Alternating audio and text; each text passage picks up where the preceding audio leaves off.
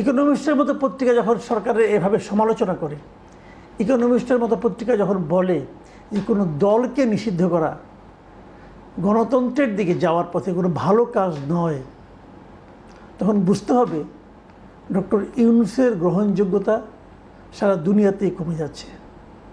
তখন বুঝতে হবে যে প্রতিশ্রুতি, গণতন্ত্রের যে প্রতিশ্রুতি দিয়ে ডক্টর ইউনূস দায়িত্ব নিয়েছেন, তিনি সেই প্রতিশ্রুতি পালন।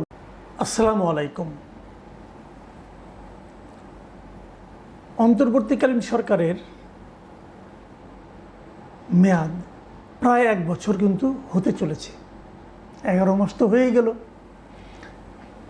এরই মধ্যে তাদের পারফরমেন্স নিয়ে সারা দুনিয়ায় এখন নানা ধরনের আলোচনা হচ্ছে, চুলচেরা বিশ্লেষণ হচ্ছে।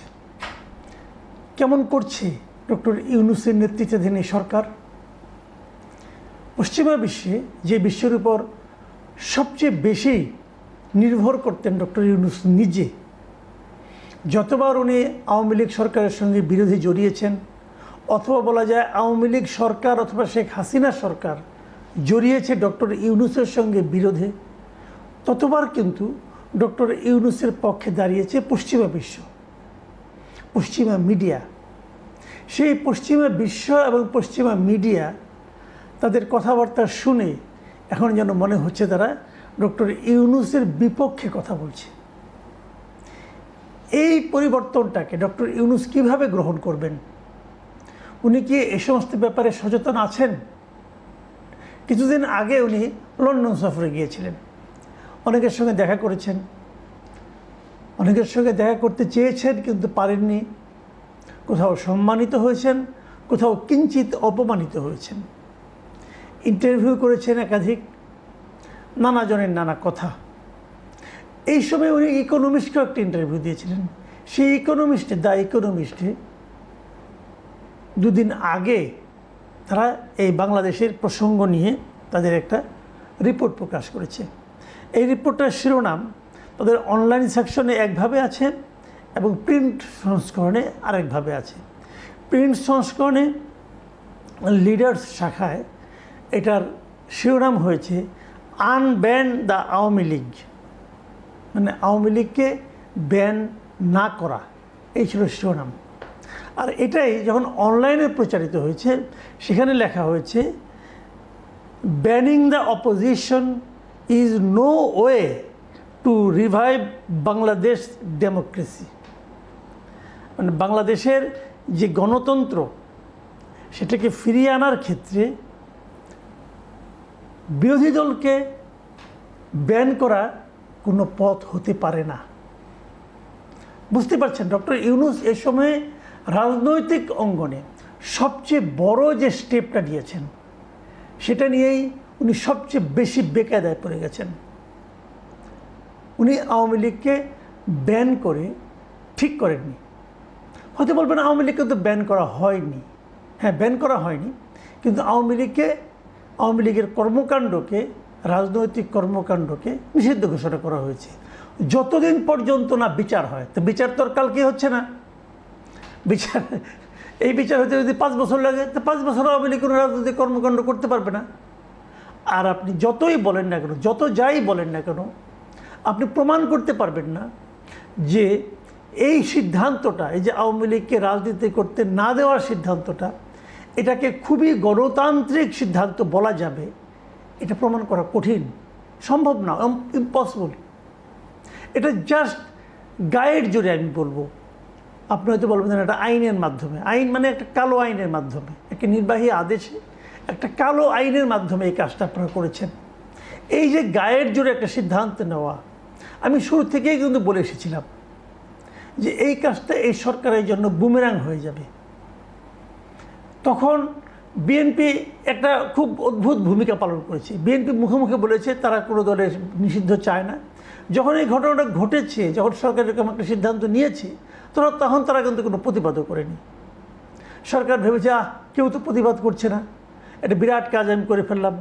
হাসনাত আবদুল্লাহর হুমকিতে টলমলো হয়ে এই সিদ্ধান্ত নিয়ে নিলাম। ঈদের আনন্দ সবাই অনুভব করলেন। নেট রেজাল্ট কি? নেট রেজাল্ট হলো বিদেশের মাটিতে অথবা বিদেশি মিডিয়াগুলোর কাছে এই সরকারের এই কর্মকাণ্ডকে তারা প্রশ্নের মুখে তুলে দিল এবং বিদেশি মিডিয়াগুলো এটা সমালোচনা করলো এবং তারা বলেছে এই কাজটা তারা ঠিক করেনি।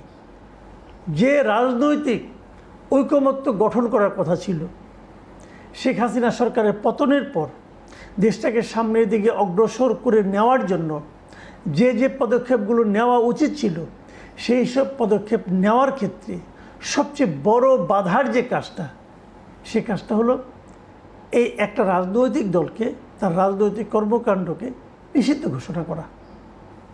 এবং এটাকে তারা মোটেই পছন্দ করেনি।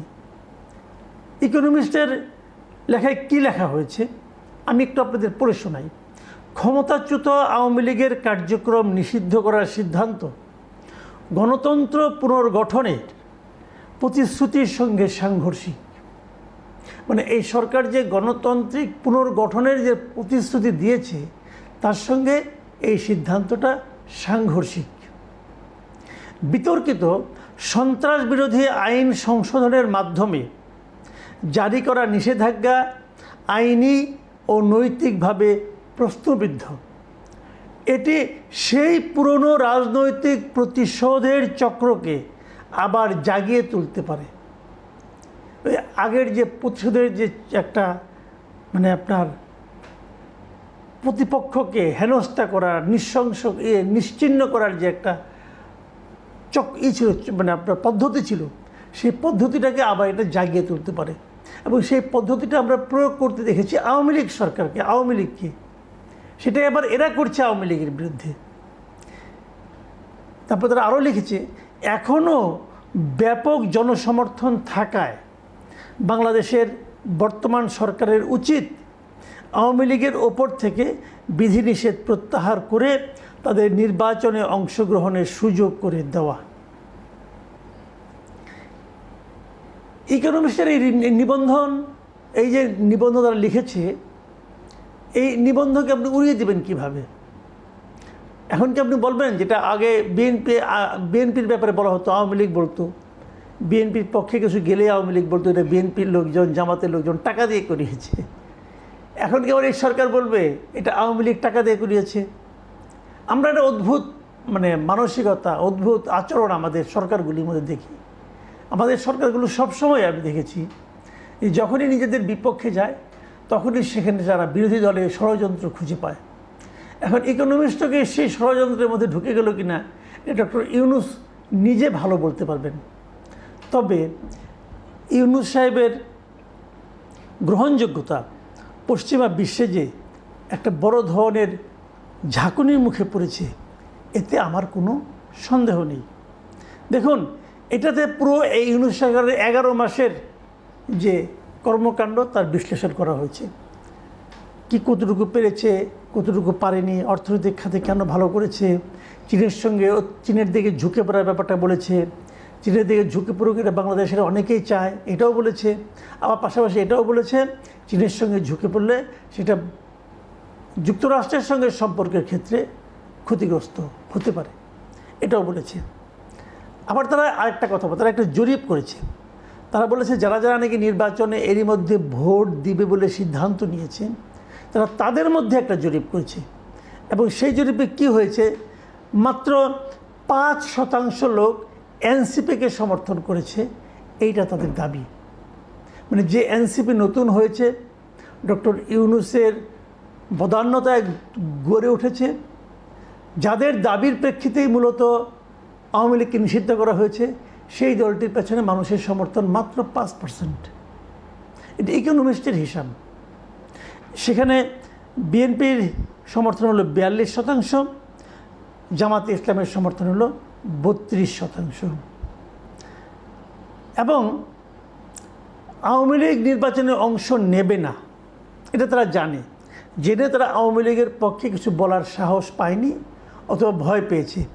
তারপরেও একটা বড় অংশ তারা সাহস করে বলেছে যে তারা আওয়ামী লীগকে ভোট দিবে। সেই সংখ্যাটা কত? সেই সংখ্যাটা 14%। আওয়ামী লীগ ইলেকশনে করবে না, তারপরে তারা আওয়ামী লীগকে সমর্থন দিচ্ছে। যদি আওয়ামী লীগ আওয়ামী লীগ ইলেকশন করতো, যদি আওয়ামী লীগকে সমর্থন করাটা আইনগতভাবে অপরাধ না হতো, তাহলে এই সমর্থনটা কোথায় যেয়ে দাঁড়াতো? এমন একটা দলকে আপনি নিষিদ্ধ করে দিয়েছেন, সেটাকে গণতান্ত্রিক দেশগুলো ভালোভাবে নেবে আপনি কিভাবে আশা করেন?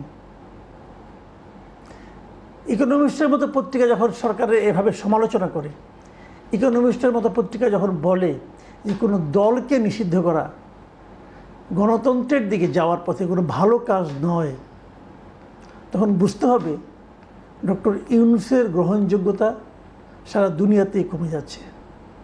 তখন বুঝতে হবে যে প্রতিশ্রুতি, গণতন্ত্রের যে প্রতিশ্রুতি দিয়ে ডক্টর ইউনূস দায়িত্ব নিয়েছেন, তিনি সেই প্রতিশ্রুতি পালনে মর্মান্তিকভাবে ব্যর্থ হতে যাচ্ছেন। প্রিয় দর্শক, এখনও যারা আপনারা ডক্টর ইউনূসের উপরে আশায় বুক বেঁধে আছেন, তাদেরকে আমি বলবো ইকোনমিস্টের এই প্রতিবেদনগুলো এবং ওয়েস্টার্ন ওয়ার্ল্ডের যে মিডিয়া আছে তাদের প্রতিবেদনগুলো পড়ে দেখেন। প্রিয় দর্শক, এখন এই পর্যন্তই। আল্লাহ হাফিজ।